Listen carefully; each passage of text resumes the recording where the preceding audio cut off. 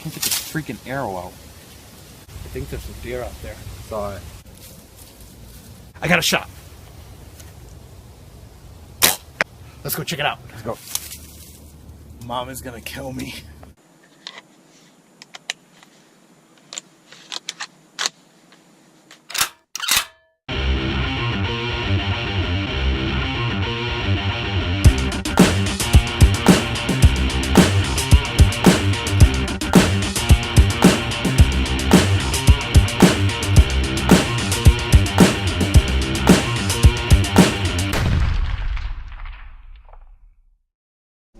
Hi, welcome to The Resolute Hunter. I'm Carlos Melendez, and today's topic, hunter safety. I want to thank my sons, Jordan and Austin Melendez, for that opening sequence.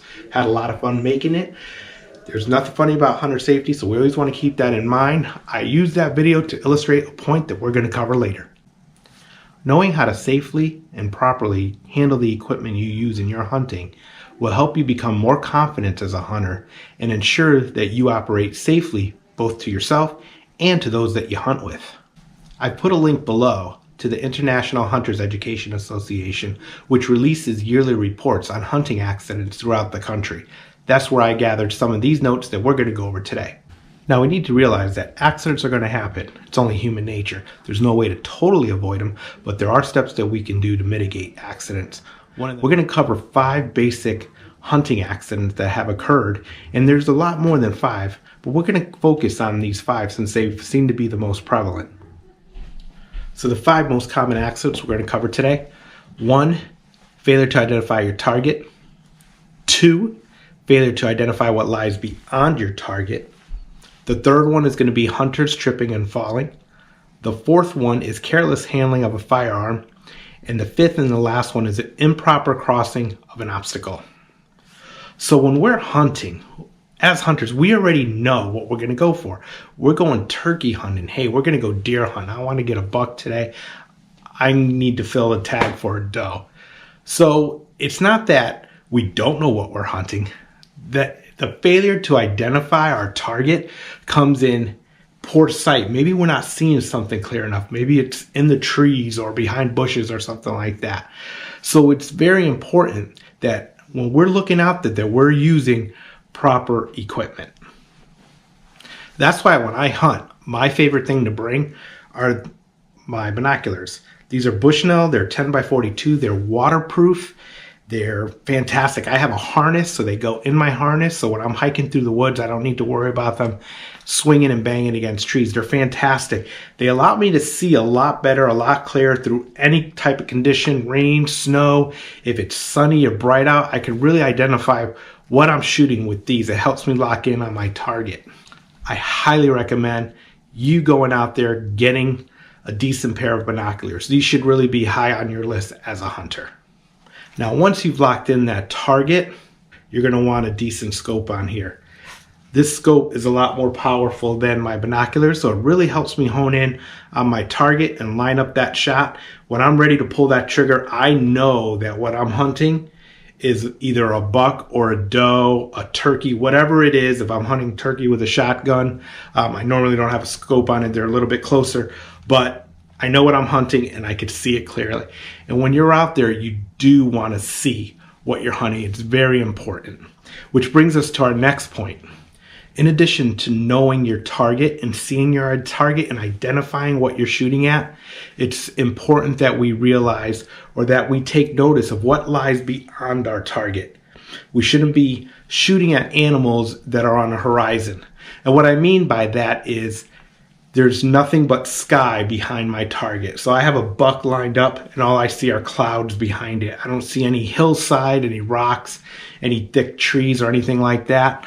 You don't know what's on that other side, and your bullet will travel, and you just want to be safe. You want to make sure you're not hitting another hunter or another object that you probably shouldn't be shooting at. So it's important that we know what lies beyond our target. So in summary, what we want to keep in mind is that we can identify our target. Not only identify our target, identify what lies beyond our target. We need to make sure that that muzzle is pointed in a safe direction all times. When we're ready to fire, we know what we're firing at. And we want to make sure that our finger's always outside that trigger guard until you're ready to shoot.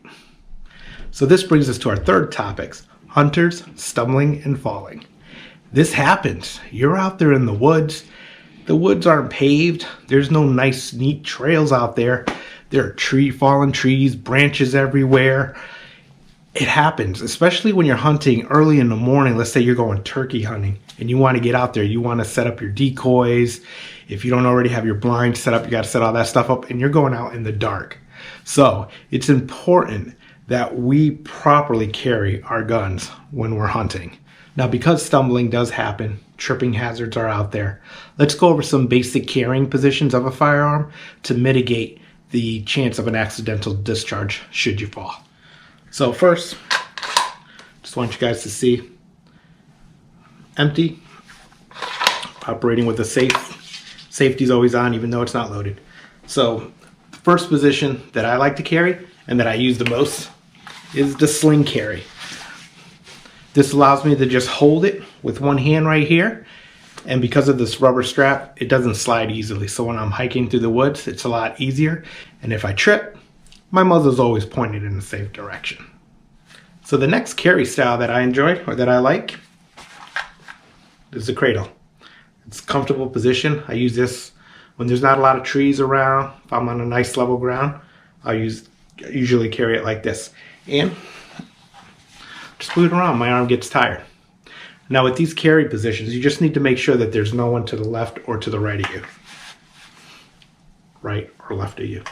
My left, your right. So you just want to make sure that no one's on either side. So the next carry is the two-handed or the ready carry. So I've got my hand here, I'm holding it here. I'm ready to hunt when I'm carrying like this. I might be slowly walking through the woods, or I might just be standing still. I may have heard something, a deer or something like that, and I'm ready. I'm at the ready. Then I could just come up, find my target, release my safety, put my finger on the trigger and shoot. So that's the ready carry position. So this next position is called the trail carry. And it's just like this. You got one arm free, and then you're carrying your rifle like this. I don't really like it. I don't use it at all, but it's an option for you if you prefer it. The next one's similar to the trail carry, which is right here. It's the arm or the side carry. Nice comfortable position. You got the butt of the gun or the firearm right there in your back of your shoulder. Nice and easy. It still gives you one hand free. Easy to walk with, easy to hold, and you're always keeping your barrel or your muzzle pointed in a safe direction. Now the last one that I wanted to show you, the shoulder carry. This one's great. Maybe you don't have a strap. Maybe you got a few rifles that you can't mount a strap to. So this is a great option. You just got it right here. You're holding it by the butt of the stock right there, and you're always keeping your muzzle pointed in a safe direction with this carry as well.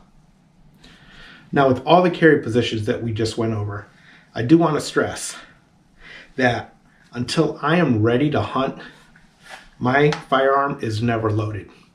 And what that means is, the moment I get out of the truck or my vehicle, I'm not putting rounds in here. I'm not putting rounds until I'm actually in the woods, away from any obstacles. I hunt private land. I don't want to load my rifle near the house that's on the land. I wait till I'm deep in the woods, and then I load it. Then at that point, I'm considered ready to hunt. I'd carry it in the ready position or in a sling position, whatever position I need to feel safe, to make sure my muzzle's pointed in a safe direction away from other hunters. But I just wanted to stress that I don't load this until I'm actually ready to hunt. So remember, in order to prevent accidental discharge, make sure that your safety is always on. Make sure your finger's outside the trigger guard. Make sure that your muzzle is pointed in a safe direction and that you have control over that muzzle. And make sure that your firearm is unloaded until you're actually ready to hunt. Our next topic is careless handling of a firearm. Now, as hunters, most hunters I know deeply respect firearms. They know the dangers that are associated with them. you'll be surprised at what careless can be.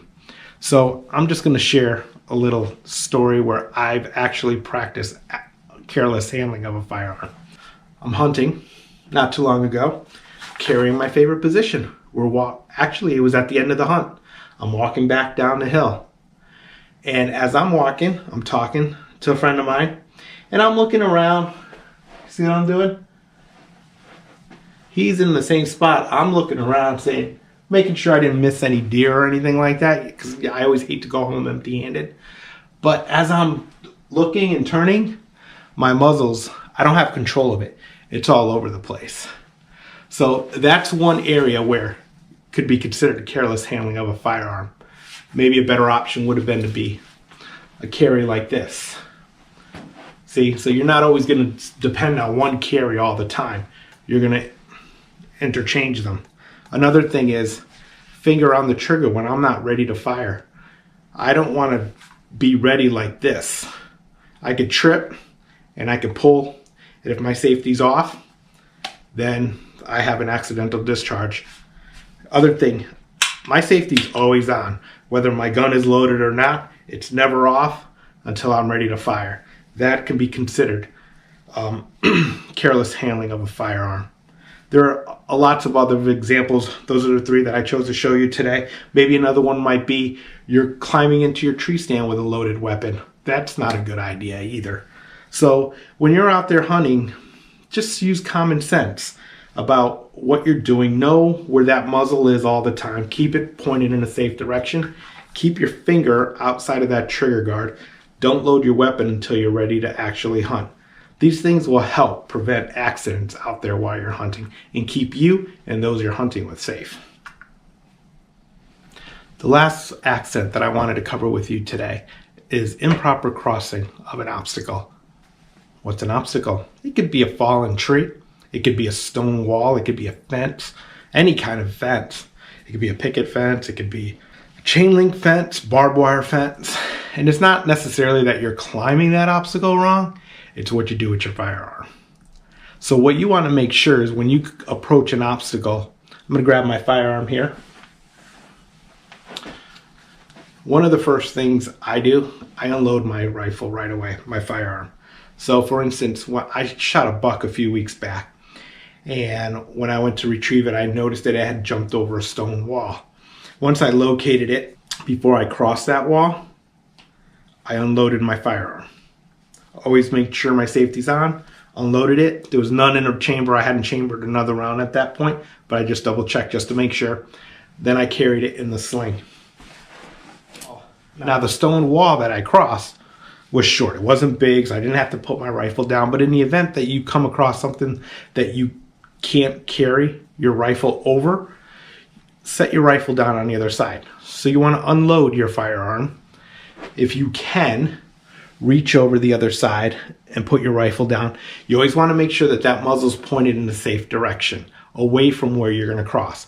So if I'm crossing on the left, I'm going to put my muzzle on this side, on my right, facing the right, and I'm going to cross my obstacle. If you're hunting with a friend, you can always unload your weapons, your firearms, have one of you cross over, pass them the firearm, and then the other person cross over. Always want to make sure that you're safe when you're crossing these obstacles. Anything can happen. You can fall, you could trip, come down on your firearm, and if it's loaded, you could have an accidental discharge. So it's always best, I always find it best to unload while I'm crossing a fence, a wall, a tree, whatever that may be. I unload. It's better to be safe than have an accident out there. So if you haven't noticed, there's a common theme through all those accidents that we just covered. And the theme is, one, always keep that safety on. No matter what, until you're ready to shoot your target, keep that safety on. The second is always keep that muzzle pointed in a safe direction. Not only keep it pointed in a safe direction, make sure you have control of it over that muzzle. Make sure your rifle's not sliding down off your arm or you're swinging it all around while you're talking like I did. The other thing you want to make sure is you want to make sure you keep your finger outside that trigger guard. Don't put your finger on that trigger until you're ready to pull it. And the last thing is Don't load that weapon until you're actually ready to hunt. You're in the woods, you're ready to locate your target and fire on that target. You'll be better off, and you'll make sure that you'll prevent an accidental discharge. A lot of these safety tips that I just went over with you, I found in a Connecticut Hunter Education course. You could find them in your state's Hunter Ed course as well. I put a link to the Connecticut Hunter Education course below. Remember to hit that like button and subscribe for future videos. And to be notified, just click on the bell next to the subscribe button. Until next time, be safe.